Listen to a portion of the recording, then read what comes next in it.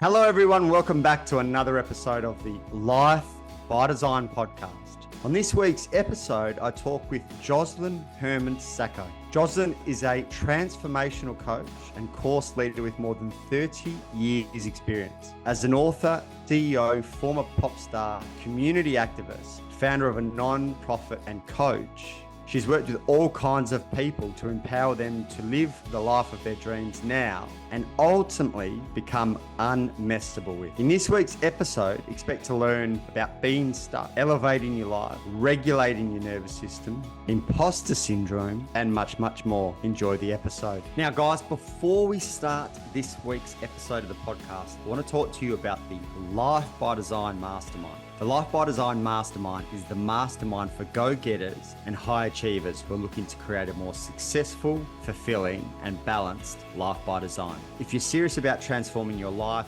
achieving your goals, and living a life on your terms, then the Life by Design is your golden ticket. Head over to the show notes and click on the link for more details about the program. Josselyne Herman-Saccio, welcome to the podcast. Saccio. Yes, no problem. Do a few people get it wrong? It's all made up. Rarely. Really? Yeah, rarely. Maybe it's an Australian thing. It could be. Yeah. I'm trying to think of my Australian podcast hosts. I can't recall if it's difficult on the tongue. Do you ever have people that struggle with the hyphen? Because I've got a hyphenated surname as well. And still, yes. Yeah, definitely. They're like, is it Saccio? Is it Herman-Saccio? Is it, it's like, whatever. It is whatever. It's all made up anyway. So, names are just kind of, pronunciations are all just regional. So my husband, whose name is Saccio, tells me it's Saccio. So who knows? That's his name. I say it's Saccio. So well, if you're and you see it differently, I feel a little bit better for the. That's right. Well, we're not going to spend too much time talking about names today, but there is plenty for us to talk about. But before we get started, can you give the guys a 60 to 90 second spiel of who you are and what has got you to where you are today? Sure. What they would call a master coach. A transformative coach. I've been coaching people for more than 30 years, and I've probably worked with over 200,000 people. And my mission is to empower people to live the life of their dreams now, not someday, and develop what I call the muscle of being unmessable with in the process, which doesn't mean being tough or having perfect circumstances. It's really about being able to create instead of react moment to moment to moment in life. Very succinct. What put you on this path? And what I found really interesting there as well, something you said was create the life now, not in the future. Why is that such a big piece for you? Well, a couple answers to that. One is back, 30 years ago or so, I had one of my lifelong dreams come true, which was to be a pop singer. I always wanted to be a singer my whole life. But when I was like 5 years old, I noticed that my father had stopped painting. He was a painter. In fact, he painted the painting behind me, but he was a painter. He'd stopped painting. And I was sitting with him in our car. And I said, why'd you stop painting? At 5, you're innocent. And he said, well, you can't do your art as your career. And in that moment, my 5-year-old self decided that was the truth. You can't do your art as your career. So I sort of gave up on the dream of being a singer. I just figured, okay, well, I'll have to be a business person or a lawyer or something, to have a real job. And then flash forward, I was in a transformative workshop in my very early 20s. And I realized that that was a belief. It wasn't the truth. And the minute I saw that, which had been a blind spot for me, it all of a sudden unleashed the possibility of taking action on that dream and realizing it. So within 3 months, I had a record deal, and I ended up having a #1 record with that girl group that I was in. And so that to me was like, okay, when you can disappear a constraint and illuminate something that's a limiting belief as what it is instead of the truth, then you can fulfill your dreams. So I got on a mission back then, more than 30 years ago, to have people have the tools to do that. And most of the tools where I got them from was transformation, from different workshops that I had been in or that my family had participated in over the years. I originally started participating in transformation at 11 years old. So that's now 45 years of developing my own muscles in transformative work. And that was the beginning of that credo, so to speak. What have you noticed about the difference between the world of transformations in your first 10 years to the world of transformations in the last kind of decade? Well, my first 10 years was 45 years ago. So if I'm comparing what it was like when I was a teenager, it's different when you're an adult and you participate in transformative work, because when you're a young person or a teenager, you don't really think about it that much. It just kind of seeps into your ways of being and acting. So it wasn't something I was consciously practicing back then. It just was part of the dialogue in my household because my parents had done transformative work too. But then when I was in my late teens and I started participating again, so I'll take that as the first decade, I got very excited about it. And it was a much more intense process than it is now. I think in the last 10 years, really the last 5 years, it's become a lot easier to deliver transformation. It doesn't have to be such long hours and so intense and so dramatic, because people have evolved in the last 20, 30 years, and they're much more receptive and they're much more open to being coached, first of all, and to the idea of transformative work. It's not so weird, like in the 70s and 80s, it was a little bit like you're weird if you do transformation. Now it's kind of like you're weird if you don't do some sort of self-development, kind of like yoga. Yoga was weird when in the 60s and 70s you were like, now if you don't at least have yoga pants, you are weird. So it's really interesting that your dad had a background of transformations, but yet had that real paralyzing belief around his career choice. Was he able to overcome that? Was it just something that became ingrained? Like, what was his kind of process around his career and limiting beliefs? Well, around his art, back when I was 5, he didn't have a transformative background. In fact, he is somewhat the reason why my mother was the original one to participate in transformation when I was 11, because he and her, if that's even English, they were separated. They got separated because my father had been cheating on my mother quite a bit, and one very famous affair with somebody famous. So my mother left and was very much the victim of the breakup, feeling like she had been the wronged wife. And when she did her first transformative workshop back in 1977, she came out of it like a force of nature. That was my first glimpse of what I now call being unmessable with. And she was just like, I'm going to create this and I'm going to move back to New York and I'm getting a job and it's going to pay this much. Everything she said happened. It was like she became like this magic person. And my father was like, what is going on? And a year later, he did the same workshop, and then they got back together and they just celebrated over 60 years together. So they're 90 and 92. So if you can imagine, it does work and it does last. So he was in advertising and had been my whole life. And then when he was 80, this is so funny, he did a workshop with me, a transformative workshop, which I've led for more than 30 years. And he did the workshop with me. And that's where he finally disappeared this limiting belief about painting. And he started painting like every day. And now he has a website and he's got, he's had shows and he's been on the cover of magazines and he's an artist, In fact, his website is Harvey Herman Art, the artist. It's wild to think that, I mean, it's obvious to us, I guess, in the world of transformation, but potentially to the greater audience, that there's no age or limit. Do you know what I mean? Like for a lot of people, it's like, I'm over 40 or I'm over 50 or I'm over 60, over 70. What do you find the difference? Sometimes really people, point. no, I'm not old enough. I don't have enough experience. I don't have enough resources. Those are all limiting beliefs. They're all something that seems true or real, but isn't real. It isn't real like this cup is real, right?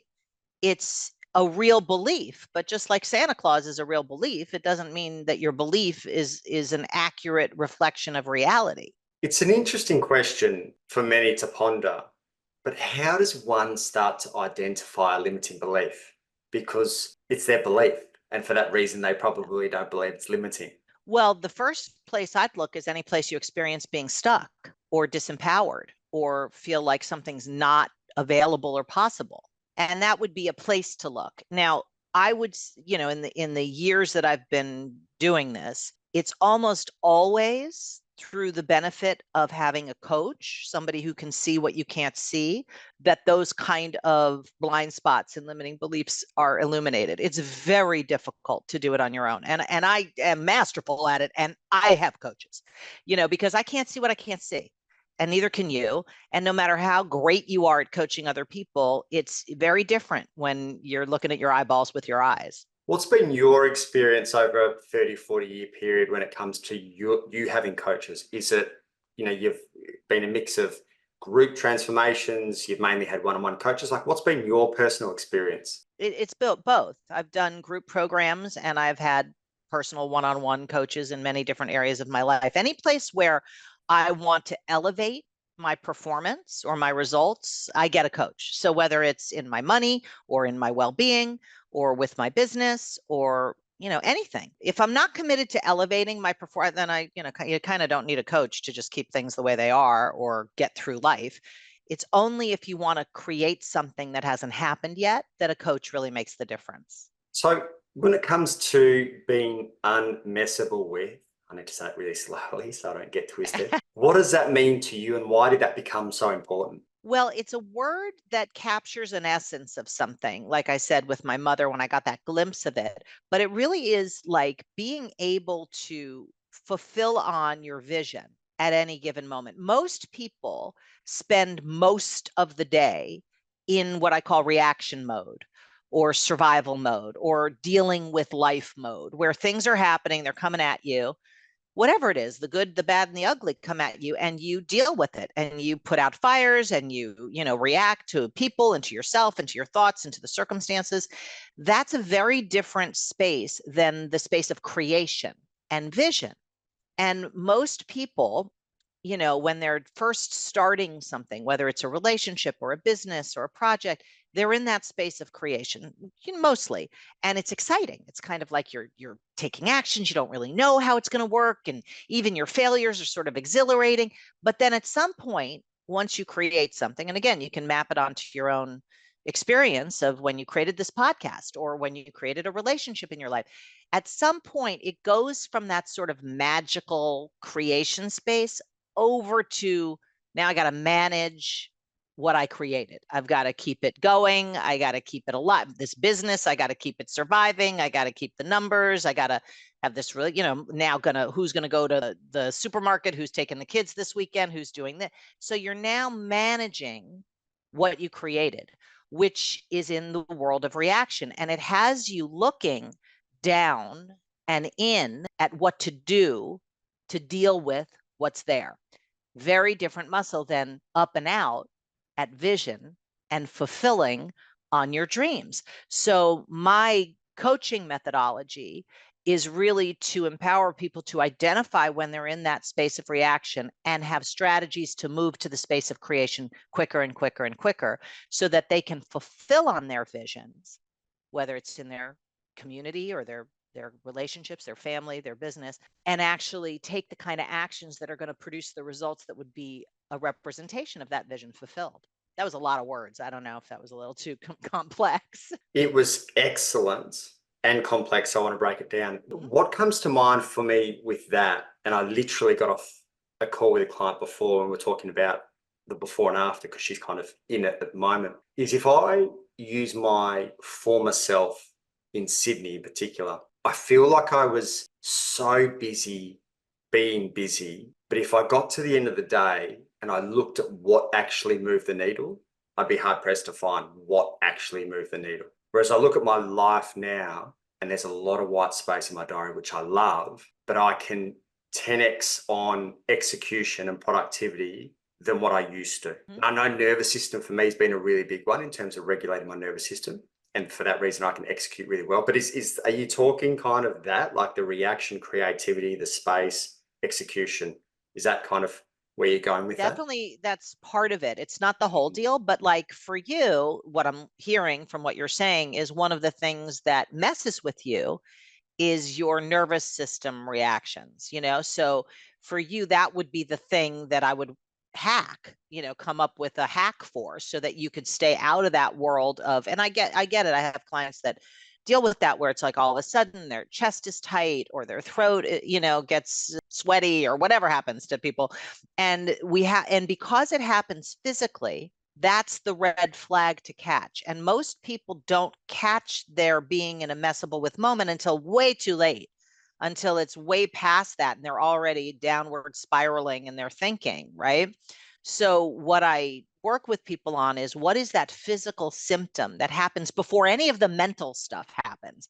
So how can you catch it quickly before you go down that road too far to the point where you can't come back, and get yourself to neutral, and then have a pre-created space to go alternately than to go to that survival amygdala hijack, which is what's happening when your nervous system is reacting like that, or when anybody's reacting.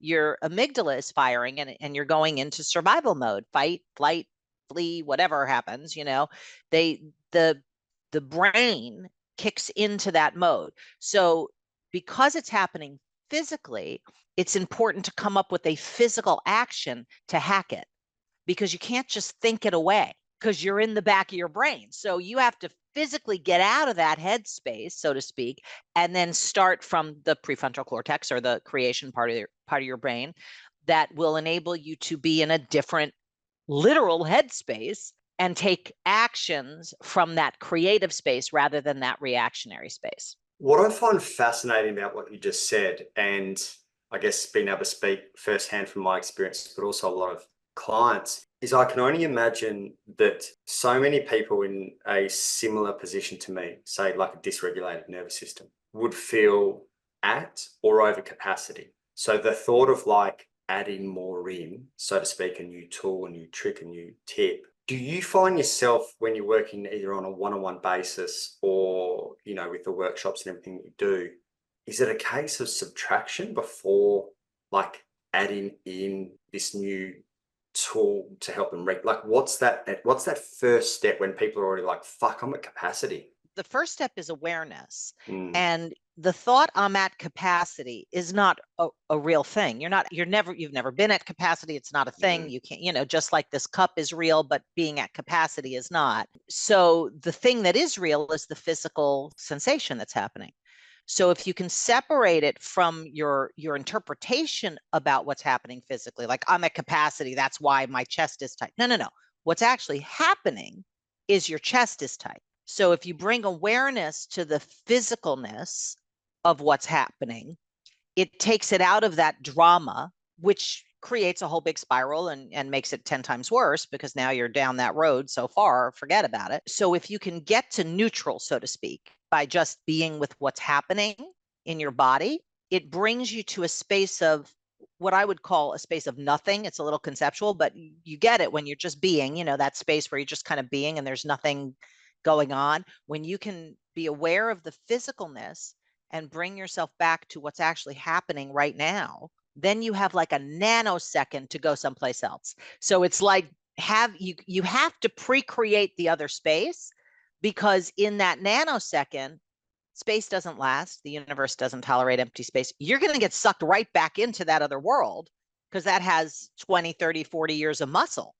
So if in that nanosecond, you don't have an already existing pathway, alternate pathway to go down, and that's what I work with people on, to create something that they're going to go to, not only spatially, but also from an action perspective. Like, what action can you take right now that's going to put you on that other path and start to fulfill on your vision or your dream or your raison d'etre, or whatever you want to call it, your purpose. So let's say you mentioned awareness there, which is the fundamental of everything. But if someone was to work out, are they in this reactive state or are they in a creation state? Like what signs and symptoms are we looking for? Well, you're never going to be like, am I in a creation state? Because that's not really, when it's like being in the zone. By the time you notice it, you're not in the zone anymore. So athletically speaking, but the awareness of when you're being messable with, and like in your case, what's the physical symptom for you that your nervous system is firing in a disempowering way? It would be, similar to what you said. It'd be accelerated heart rate, tightness in the chest, lump in the throat, sweaty palms are probably the four that kind of jump out at me first. Great. So being aware that those physical things, when they're happening, you are now, if you can imagine a car, you're about to go down the left lane, right? So now, okay, sweaty palms, lump in my throat, heart rate fast, chest tight. Okay, that's what's actually happening, which settles you for a second when you bring awareness to something as what it is, as opposed to, I'm freaking out. I'm having a panic attack. I'm dead. None of that's happening. What's happening is tight chest, sweaty palm, that's the reality of it. So when you get present to reality, you have that split second where you can go down the right lane, but you have to create the right lane, because in the heat of the moment, good luck. You're just not going to come up with anything. There you are having a fight with your wife, or your kids are pissing you off, or your boss just said something, whatever. You need to have something that you've already invented that you can kind of pull out in those moments of neutralness. So you get to reality and you say, okay, so let's, for instance, well, what would you create? So if you just look, what would be a space that if you could choose the space you were going to come from or get to, it wouldn't be obviously a nervous system freak out or a, panic or whatever. What would it be? What would be something that would inspire you, something that moves you, pulls you? What stands out to me is having agency to choose whatever that might be, as opposed to the reaction to be pulled into something. It's the agency to be grounded and to choose what I want to execute on. Like that's the kind of fork in the road moment for me of like, oh, I've been pulled into this, or no, I'm actually grounded and I've got agency over my body and my mind, and I'm choosing to execute and go down this path. I know that's kind of not necessarily answering your question, but it's totally fine, because now I'm going to ask you a follow-up question. This is what I would do with you if you were my client. I'd say, okay, so let's say you have the agency to choose.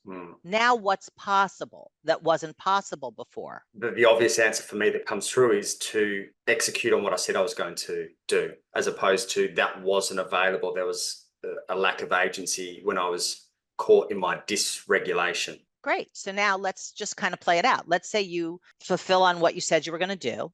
Now, what's there like a presence in your life? When you say something and fulfill on it, what's there? What's possible? What's present? Well, there becomes a level of confidence, clarity, and competence, I guess, for me, of like, fuck, I was able to like stay on the course and not veer off. And for that reason, you start to build that through different areas of your life. Great. So then what's present is confidence, clarity, and competence, right? Any of those sort of light you up more than the others? It's okay if they don't. I'm just asking if there's anyone that kind of pops out of the page for you. I would say the combination of the three feel really empowering, but I would say for me, probably clarity. And I think as a byproduct, previously in such a kind of busy, dysregulated state, lacking clarity was the one that always like just pulled me in every which direction. So I'd say probably clarity. Okay, great. So now I'm going to take you a little bit further, because what I don't like about what you said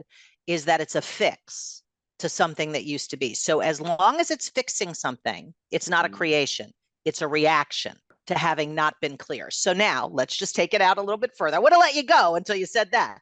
But let's say clarity is present. So you're clear, you're acting on what you said you were going to do. Now what's present? What's available that wasn't available before? A level of ease. Great. So I'm going to stop you right there. Ease. Let's say that's like going to be your pre-created space that you're going to go to in those moments where you get aware of your heart and your palms and all that stuff. And now you have like this breath, and now you're going to go towards ease. The yellow brick road is ease for you. Then I would have you pre-create like 10 actions that you could take that would either fulfill on ease, presence ease, manifest ease, create ease. What are some things you could do that would put you down that path, like put your foot on that road? I hope I'm answering this right in thinking like there's no right answer.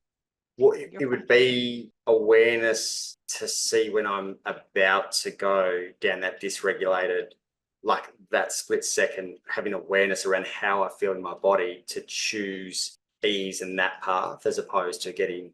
But that's what already happened. So let's just look, that's not really an action. You've already done that. You're at nothing. And now you're going to go to ease. What's an action that would put you on the path to ease that would actually be a representation of ease? And it doesn't have to be complex. It can be simple. It can be like take a deep breath in and a deep breath out. I don't know, if whatever action to you gotcha. represents ease, what would be something, give me 3 actions that would manifest ease.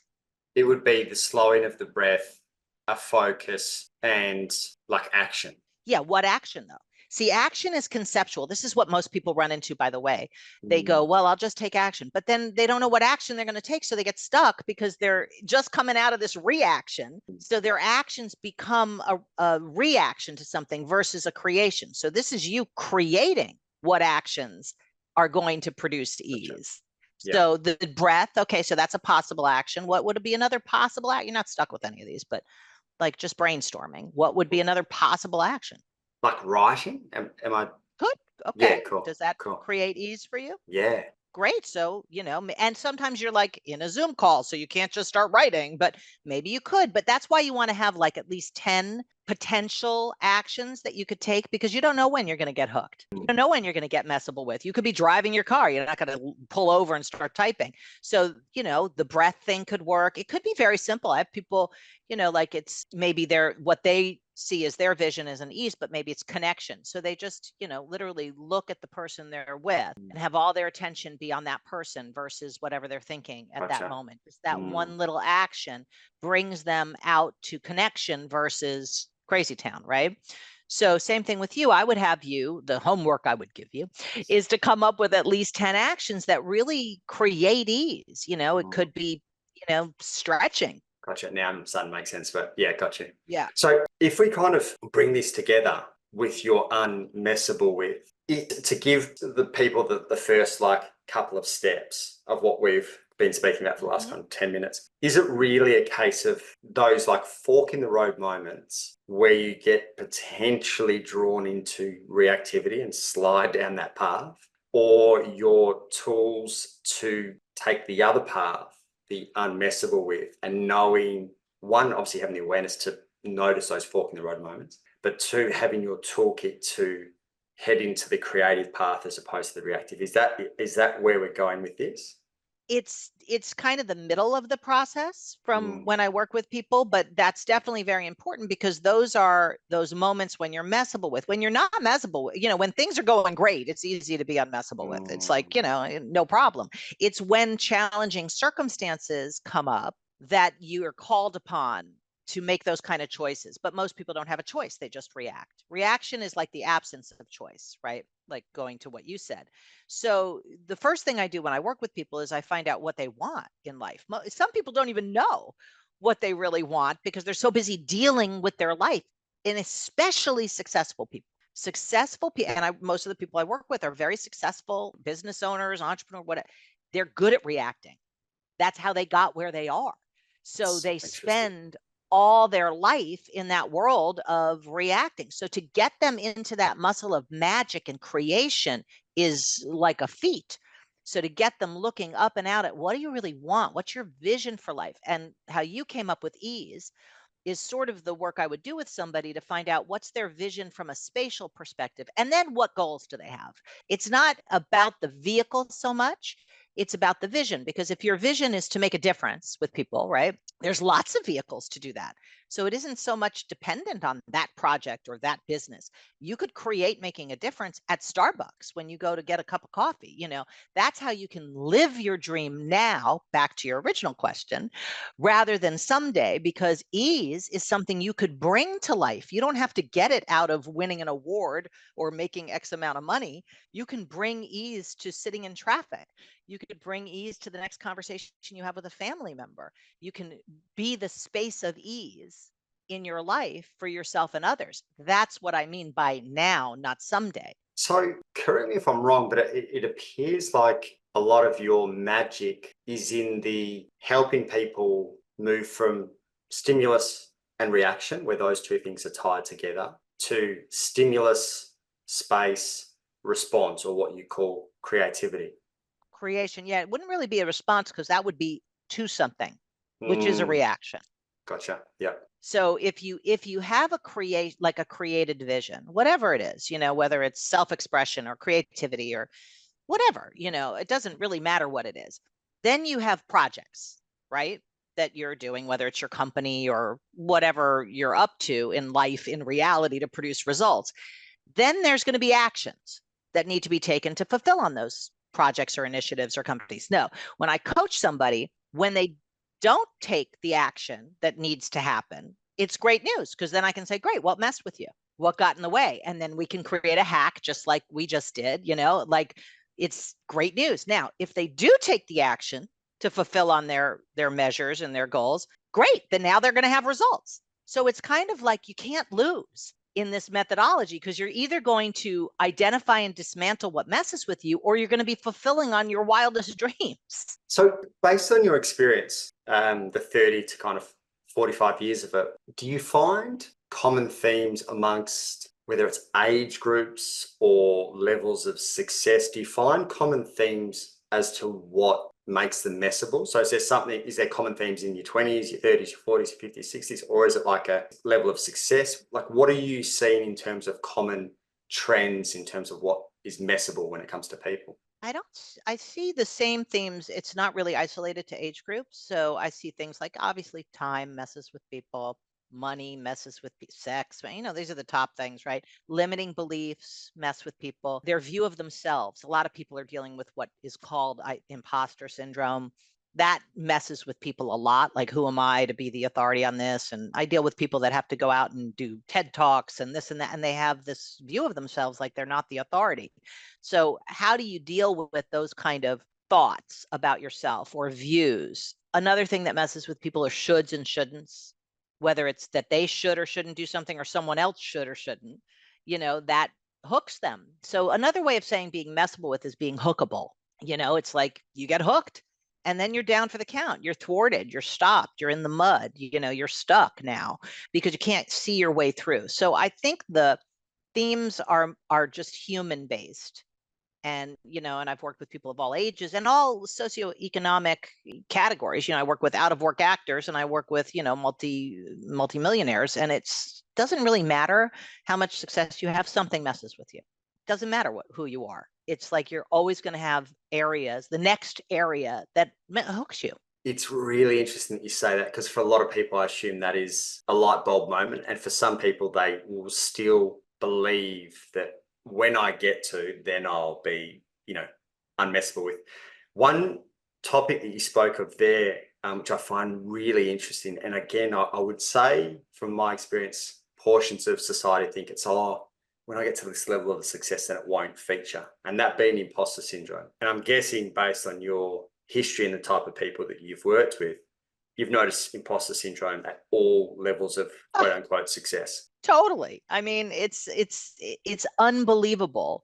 You would speak to somebody who, is a multimillionaire, famous, out in the public all the time, and they have self-doubt. They're like, yeah, well, if they really knew, and that's what I think all human beings live with to a degree. It's kind of like, that's why when people acknowledge people, like, you're so great, oh, you're so amazing, oh, you're so smart, inside, mostly people are like, well, they don't really know. We all put on a front, but it's there for people like a low-grade fever.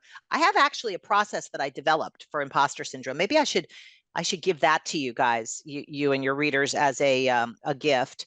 It's a process called the formulation process, which deals with imposter syndrome. I can send you the link for that if you want to put it in the show notes. That would be great. Can you touch on that? Because I do find this just maybe a kind of bird's eye view of that. Like, what goes on with that? Well, one thing I have people do is make a list of every actual real result that they've produced in their life. So whether it's winning the 6th grade spelling bee, or it's, starting your business, or, being able to raise 3 kids, or, completing that book, or whatever the results are. So you make a list of everything that you've actually accomplished, not what your head tells you, but the real accomplishments, the specific measurable results that you have produced in your life. I've produced 120 episodes of the podcast. I've, interviewed X number of people, like that kind of thing.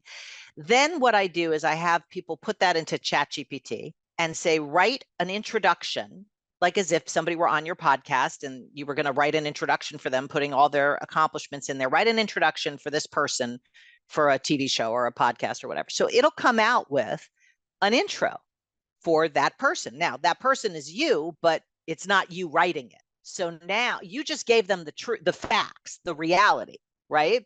Now, ChatGPT is going to write this intro. Then what I have people do is either record it themselves or have somebody else, because it's a different voice, record the introduction for them and then play it to themselves every day for 2 weeks and see what happens. That is fascinating. I can only Isn't assume, it great? I can only assume that there's a massive difference between the first time that they hear it and the 14th time in terms of neutralizing how they feel about that intro. Well, totally. It's not even about how they feel about the intro. It's that they start to relate to themselves from reality versus from their whole story that's usually like from childhood. I'm not good enough. I'm not tall enough. I'm not pretty enough. I'm not handsome enough. Whatever all that enough stuff is that we come up with at 5 or 7 or 10, that becomes like a color of the lens that we're looking through. So it starts to dissipate the color of the lens and has you be actually in reality about who you are and what you've accomplished. Now, I only came up with this because I had to do it myself. Like a couple of years ago when I left Landmark, I had worked for Landmark for over 30 years, leading the forum and the advanced course. And, as somebody who helped design the advanced course, I was accountable for every advanced course in the world. I was the advanced course. That's how I identified myself, was that work. And when I left and decided to, create my own thing, I took 3 months off and I was like, oh, maybe I'll write a book about Unmessablewith, because that's been sort of my thing for like 25 years. And then I started writing, I was like, who's going to want to hear from me? Like, what do I have to say about this? Like, I'm not a doctor or this or that. So I did this very process and it completely altered everything. I've thought long and hard about doing Landmark, so it's interesting that you've spoken to that. You've really stretched my mind today, which is a great thing. And I need to listen back to what you've said to really grasp it all. But for those that want to find out more about you, the work that you do, where's the best spot to send them? I can give you in the show notes the Imposter Syndrome process for those people. But if not, you should, take advantage of my free gift, which is another free gift. I'll give you 2 free gifts at giftfromjoss.com. And there you'll get a 5-day game that I created called the Promise Game, where you can play it for 5 days and you'll start to exercise the muscle of creation versus reaction and see how that goes for you. See what you discover for yourself. But from there, you can get to everything related to being unmessable with. Josselyne, it's been unreal to talk. And again, you've stretched my mind. I need to go and just have a breather to kind of process everything that you've said. I love that. That's very good feedback, I think. It's a great thing. It's a great thing. So thank you for coming on the podcast and sharing all your magic and everything that you bring to the world. Thank you so much for having me. It's been a joy to talk to you.